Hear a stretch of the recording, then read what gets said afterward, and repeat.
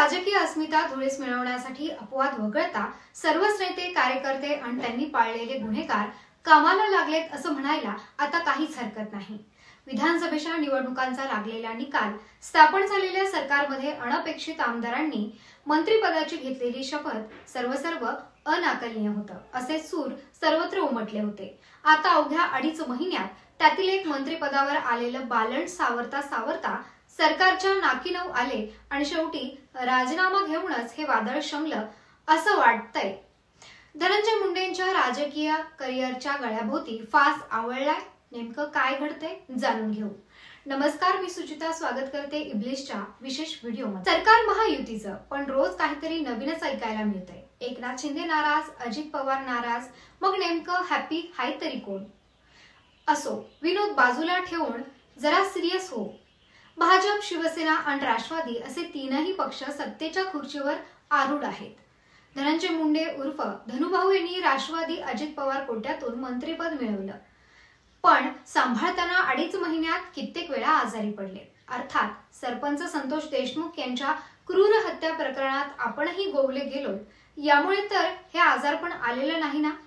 हा संशोधनाचा विषय आहेच, पण हे आजारपण इतकं वाढलं की आरामासाठी त्यांना राजीनामा द्यावा लागला। संतोष देशमुख यांची हत्या खंडणी प्रकरणातून झाली। ते खंडणी वसुलीत अडथळा ठरत असल्यामुळे त्यांना अमानुष मारहाण करून ठार मारण्यात आलं। सीआयडीने दाखल केलेल्या 1800 पानांच्या आरोपपत्रानुसार या गुन्ह्याचा मुख्य सूत्रधार वाल्मिक कराड आहे, जो धनंजय मुंडे यांचा निकटवर्तीय मानला जातो। या प्रकरणावर सुरुवातीपासूनच विरोधकांकडून धनंजय मुंडे यांच्या राजीनाम्याची मागणी होत होती, मात्र सरकारने तो निर्णय ताणता ठेवला। पण काल समोर आलेल्या फोटो आणि व्हिडिओमुळे परिस्थिती बदलली। संतोष देशमुख यांना अमानुषपणे मारहाण करण्यात आल्याचे भयावह फोटो समोर आले, ज्यामुळे संपूर्ण राज्य हादरलं। या फोटोंमधील क्रूरतेमुळे सरकारवर जबरदस्त दबाव आला। अचानक त्याचा धसका धनुभाऊंनी घेतला की काय असं वाटायला लागलं आणि याचमुळे त्यांना आज राजीनामा देऊनच टाकावा वाटला। राज्यपाल एवढे तत्पर का? त्यांनी सकाळी आलेला राजीनामा डायरेक्ट संध्याकाळीच मंजूर केला। धनंजय मुंडे यांच्या राजीनाम्यानंतर राष्ट्रवादी काँग्रेसमध्ये हालचाल सुरू झाली आहे। त्यांच्या जागी आता छगन भुजबळ, अनिल पाटील, संजय बनसोडे आणि प्रकाश सोळंके यांच्या नावाची चर्चा सध्या राजकीय वर्तुळात रंगली आहे।